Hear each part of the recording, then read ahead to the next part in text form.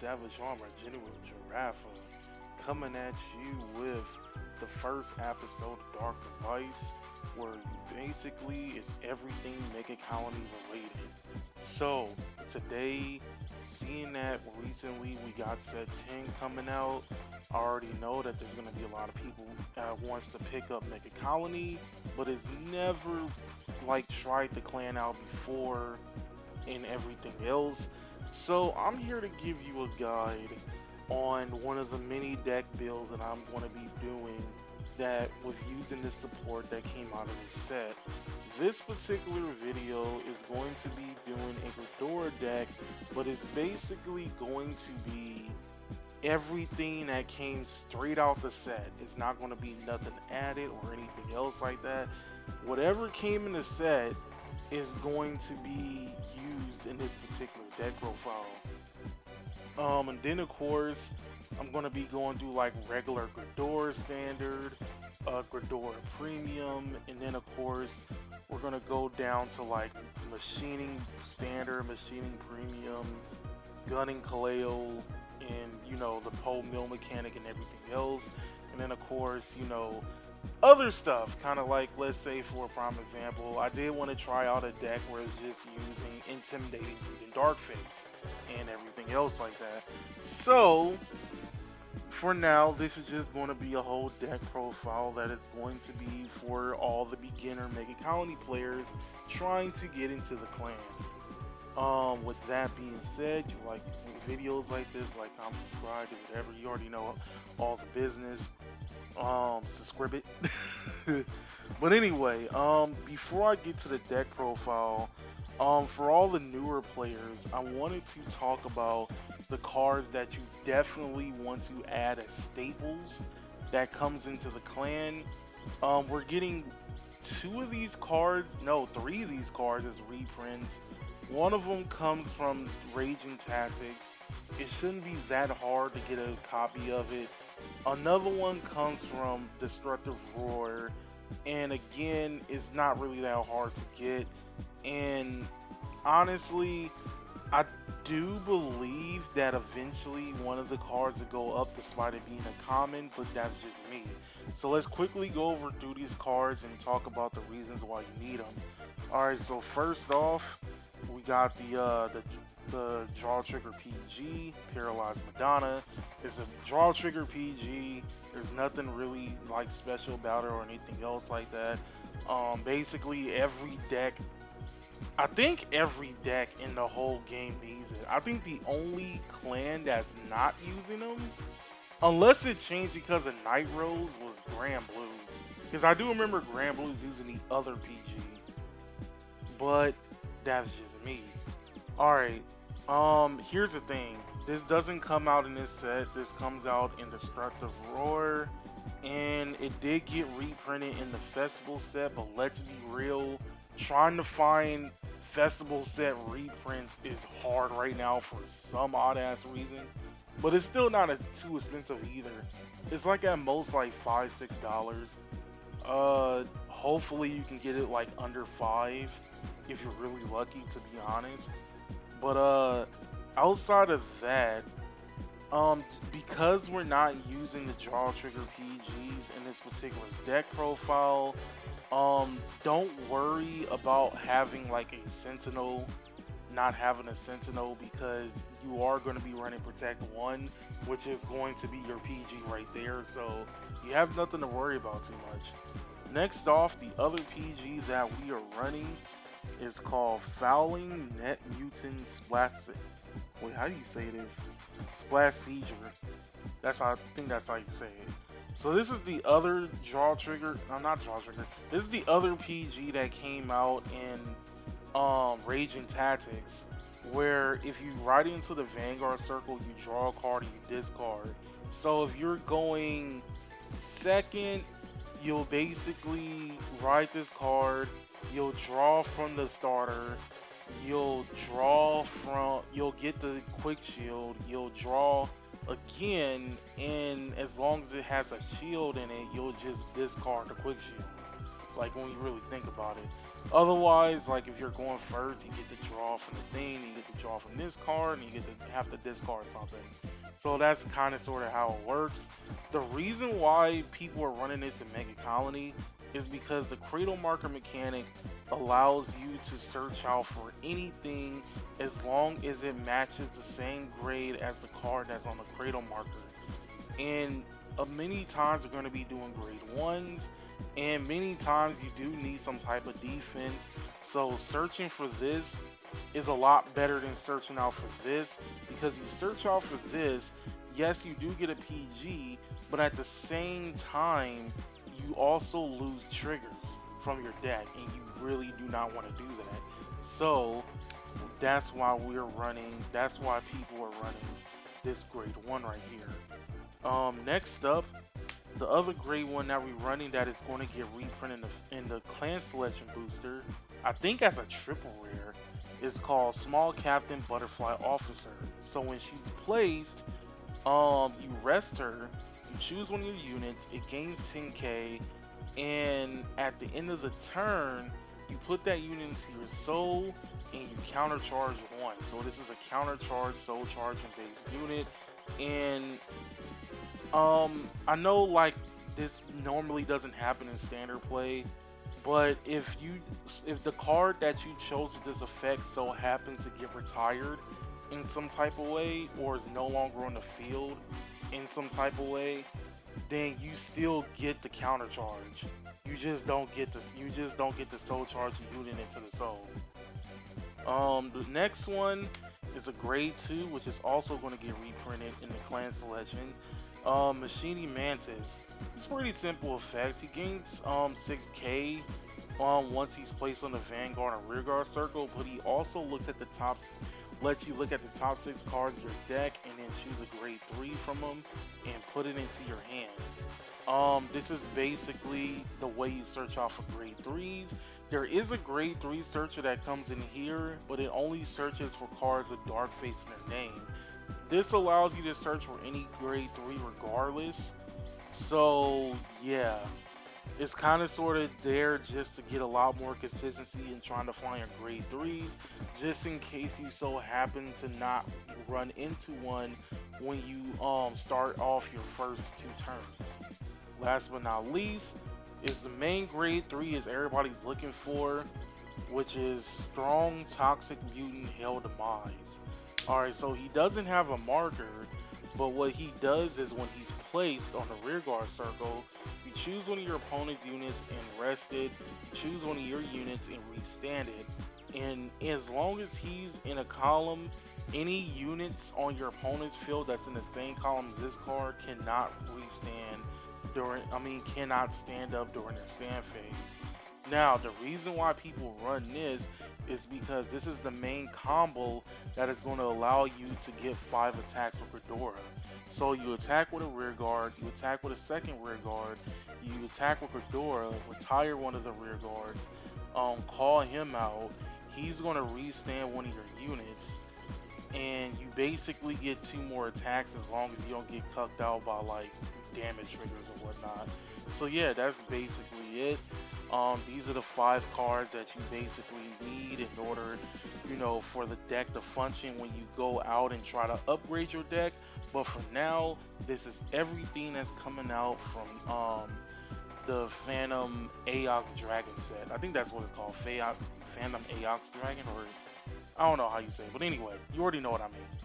So, seeing that we don't have access to those cards, basically how we're going to do it is we're going to mix it up a little bit with the machining cards that come in this set. I know you're mixing up 2 different archetypes, it's understandable, but at the same time, what can you do?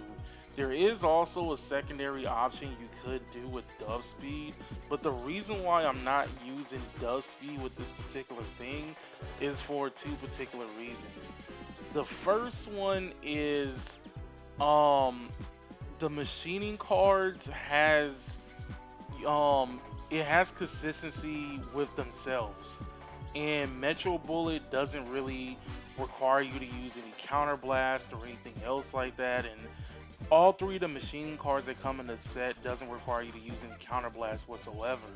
However, Dust Speed does require you to use a counterblast, and Turbulence allows you to, forces you to use a counterblast. And the problem with this is there's no way to countercharge. You have to consume your counterblast as much as possible, and that's basically what we're going to be doing with this particular build. So, enough of the talking, let's get this started. We already know starter, there's nothing to really say anything.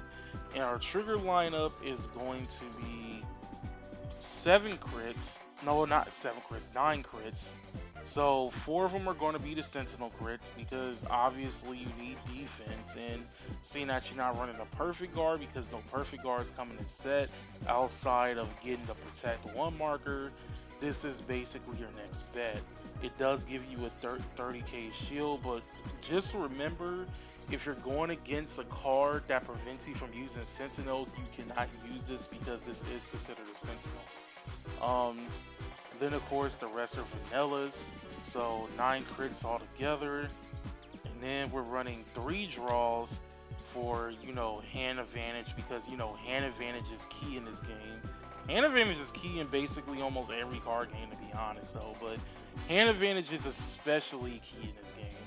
Then of course we're running 4 heals because why not? We need the heal and everything else. So keep that in mind. 4 heals, 3 draws, and 9 criticals. That's basically how our grade 0 lineup is going. That's how our trigger lineup is going to be, and the thing that's going to lead us to victory. Now on to the grade 1s. You have your grade 3 searcher, Little Dorcas. His second ability that allows you to get the 5k happens when your opponent has no standing units on their particular field, which is always going to happen even when they don't have rear guards.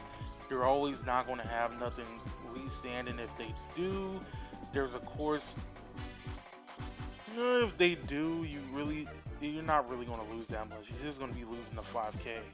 So when you use this card and place on the Vanguard or rear guard circle, pretty much the cards you want to ride on your grade 1 ride, you look at the top 5, look for a grade 3, shuffle your deck, you search out for a grade 3, choose one of your cards and from your hand and discard it.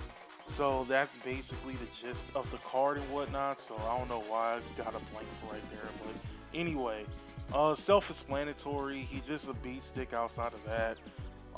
Basically your grade 1 ride. But if you don't have him as a grade 1 ride, your alternative is Clear Breeze. Now when Clear Breeze is placed on the Vanguard or the rear guard circle, you discard a card and draw a card. However, if the card that you discarded was a grade 3 and your opponent has a rear guard circle without a cradle marker mechanic, without a cradle marker, you put that cradle marker on said card. So that's actually pretty interesting in my honest opinion. It's definitely a good ride target. It definitely works just in case you don't want to waste counterblast and you have a grade 3 in your hand to spare. So yeah, Clear Breeze definitely comes in handy when it comes to all that. Even when you upgrade the deck, you definitely want Clear Breeze at 4 because again, it's a very good grade 1 ride target and everything else, and it does help with the consistency. Next up, we're running 2 copies of Disturbance Mutant Mauricio Roro. I think that's how you say it. I'm butchering the name, but anyway, let me tell you now that this card did get errated because it was a misprint. But anyway, so you retire this unit, choose one of your opponent's rear guards with a cradle marker, retire it, and call up the 1 card from your deck to the rear guard circle with it the same grade as that unit and shuffle your deck. This is a hard once per turn card, so just remember that. So basically, let's say you have a cradle marker and your opponent has like a grade 1 or something like that. So basically, you retire her, you retire the grade 1 that has the cradle marker thing on it. You search out your deck for a grade 1, probably depending on what you're trying to do, you either run the other card that I'm about to show. You'll run Clear Breeze if you have like a way to give him another Cradle marker, or you'll get Dorcas just for the beat, just for the 13k beat stick. And basically, because you retire something with the Cradle marker mechanic, the Cradle marker, once something gets retired, basically you get to search out for a card with the same grade as the card that was retired and put it to your hand. So because you retired a grade 1, you put a grade 1 from the deck right into your hand. Oh shit, you know what? To be honest, I low-key should have like started out to tell you what the Cradle marker mechanic does. Okay, so basically this is how the Cradle marker thing works. Every single card that can dish out a Cradle marker, it has to dish it out to a rear guard that doesn't already have it. And as long as it's on that rear guard cannot, it loses its original abilities. It has its attack reduced by its original attack. It cannot boost nor intercept. And once the card that's retired from this particular Cradle marker mechanic, you search out your deck for the same grade as that card, and then put it into your hand. That's kind of sort of how the Cradle marker works. It's like a mini lock, and it's a very interesting mechanic nonetheless. Last but not least, we have 2 copies of Machining Cyberster. Basically, this is an interesting unit. When rested by your card's ability, look at 3 cards on the top of your deck, call it the 1 card with Machining in this card name from among them to rearguard circle, put the rest in the bottom of your deck. This is also a hard once per turn. So there's only 2 particular cards that allows you to rest in this deck. It's the grade 2 machining and the grade 3 machining. So basically you'll use their effect to rest this particular card. I mainly put in the back row of your Vanguard because then you're not losing out off of boosters. But anyway, you would do that. After that skill resolves, you'll use his skill, and hopefully one of the 3 cards that you look at from the top of your deck is going to be a machining card. If it's not, then you kind of fizzled though, but hopefully that the cards that you fizzled isn't triggers. But to be fair, you're just going to go back into your deck because of Gredora anyway, so it shouldn't really matter too much.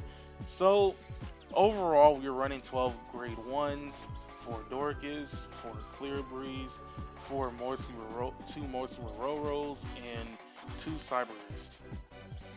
So let's move on to the grade 2s.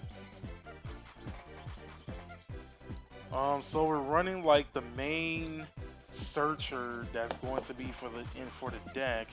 We're running 4 Despoiling Muting Sticky Bolus. So when she's placed on Vanguard or Rearguard Circle, you look at the top 6 cards of your deck. You search out for up to 2 cards with a dark face in their name and shuffle your deck. However, you gotta also remember that the dark face cards in their name has to be different. So if you see 2 Gredoras, you can't get 2 Gredoras. You can only get 1 Gredora and 1 Intimidating. Or and vice versa, and basically you already know how that goes. But her second ability is where, in my honest opinion, she shines the most. Her second ability is when she attacks on the rearguard circle, you Soul Blast 1, and she gains 6k for each Cradle marker card on the for each card with a Cradle marker on your opponent's side of the field. If she is 20k or higher, you draw a card. So even if your opponent doesn't have a Cradle marker thing in it, as long as she hits 20k or higher, she still gets to draw the card, which is actually pretty interesting in my honest opinion. This kind of made me believe that she should be played in almost every version of Mega Colony, even if you're not Cradle marker mechanic focused. But that's just me. I would say like the only one is not machining, of course, because then I'll just ruin the consistency. But you already know what I mean by that. Next up, we are running for. I'm butchering his name too. Melody Mutant Nelfina. Nelfina? Nympha. I'm just calling her Nympha. Anyway, on the Vanguard or Rearguard circle, she has a continuous ability where during your turn, as long as your opponent has a cradle marker on their one of their rear guards, then she gains 6k. So she'll be a 15k beat stick. And then her second ability is when she's retired by one of your card's abilities, use Soul Blast 1, choose one of your opponent's units that doesn't have a cradle marker on it and put a cradle marker on it. So basically, she's not only a 15k beat stick, but she also distributes cradle markers, which is pretty interesting. I'll tell you right now, in my personal opinion, I don't run her at a full playset in a full version of Gredora. Because she has an interesting effect, don't get me wrong, and using a Soul Blast is also going to be one of the major things that makes her valuable. But I feel like because you're also trying to Soul Blast manage as much as you're Counter Blasting manage, it's not really worth running her at 4, to be honest. In my honest opinion, you want to go for as much search power consistency as possible, and Sticky Bolus and Machining Mantis is basically enough. Like, I would still run her, but not like at a full playset, like maybe at 2 or 1. Last but not least, we're running 2 Machining Scatterhorn. So, oh my god, I did a whole rant on this whole card though, but I'm gonna spare you guys from that. Anyway, on the Vanguard and Rearguard circle, when he's placed from hand, look at the 6 cards from the top 6 cards of your deck, reveal of the one non-grade 2 machining card in his card name from among them, put into your hand and shuffle your deck. If you put a card into your hand, put a card from your hand into your soul. The second ability is Soul Blast 1 and arrest the rear guard machine in his name, aka Cyclist. Anyway, choose one of your opponent's rear guards, and that unit cannot stand during your opponent's next stand phase. So yeah, basically he's an interesting card, but the problem I have with him is the fact that you have to call him from hand in order to use his ability. Where I will admit, it does kind of net you a card, so it's understandable, but I kind of feel like that it makes the card not worth it as much, but that's just me. But anyway, the main reason why you're running this card in your deck is for 2 particular reasons.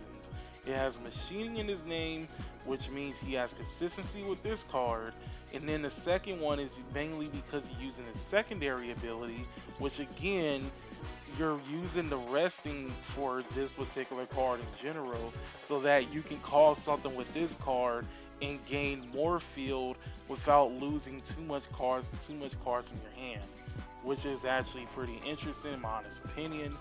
But we're basically running 10 grade 2s, 4 Sticky Bolus, 4 Nymphs, and 2 Scatterhorns.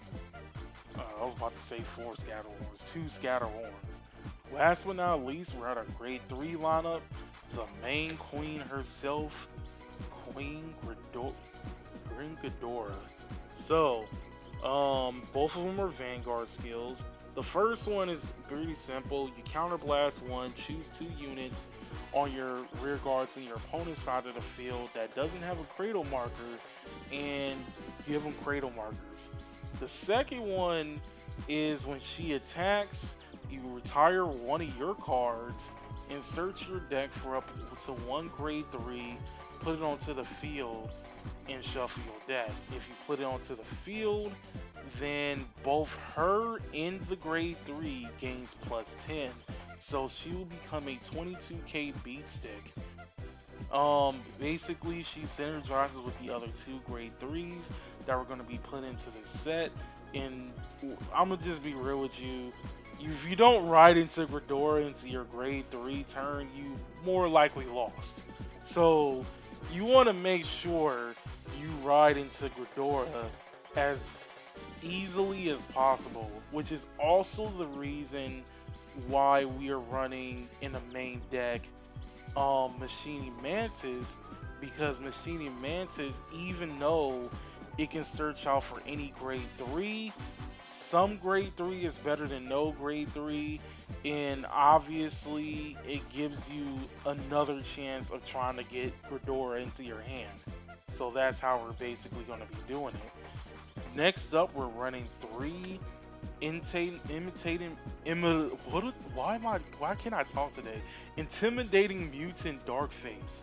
So, when he's placed on the Vanguard and Rearguard circle, discard a card from your hand, choose one of your opponent's Rearguard side of the Cradle Marker, and put a Cradle Marker on it. And when he attacks a Vanguard, you counterblast one, and he retire a card with a Cradle Marker on it, and he gains 5k for each of that card's grades.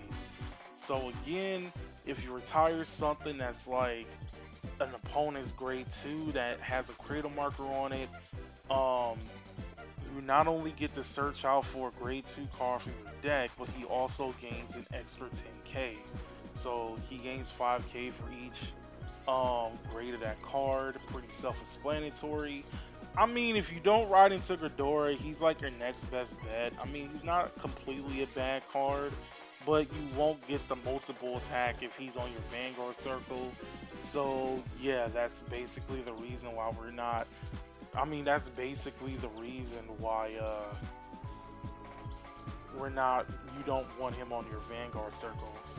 Last but not least, we're running a play set of machining Metro Bullet. So Metro Bullet has 2 skills. The second one is the one you don't really want that much though, but again, it does have consistency with, you already know, our grade 1. But anyway, the first effect is as long as you have 5 rear guards on your field, so basically if you have a full field, every card with machining in their name, regardless of grade, gets boost. So you can put them on in the back row, of a grade 2. That way you're able to intercept, and you basically can have your grade 2 become a booster in everything else.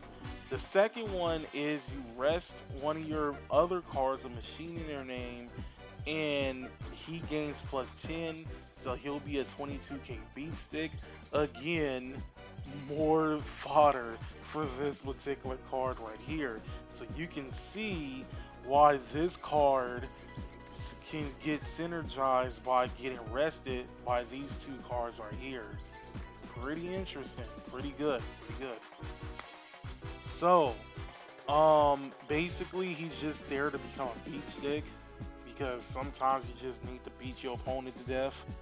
I know I was trying to think of something else to say though, but you already know what I mean. Because we're not doing 5 attacks or a minimum of 5 attacks, and because we don't have Hell Demise in the deck, obviously we need something to, we need something to replace it. So of course, more power is going to be the thing to replace it. So we're sacrificing 5 attacks for 4 attacks in a pretty huge column. That's basically what we're doing. So overall, we're running about 11 grade 3s, which will be 4 Gredoras, 4 Metro Bullets, and 3 Intimidating. And with that being said, that is the whole deck profile that I have for you and everything else. Thank you for looking at this video. Do you like the usual 3 things? You already know what I'm talking about. Next time on this series, I'm going to be doing a standard deck profile for Gredora. So, with that being said, my name is Zoo Nation, aka Salvatore Rafa, signing out.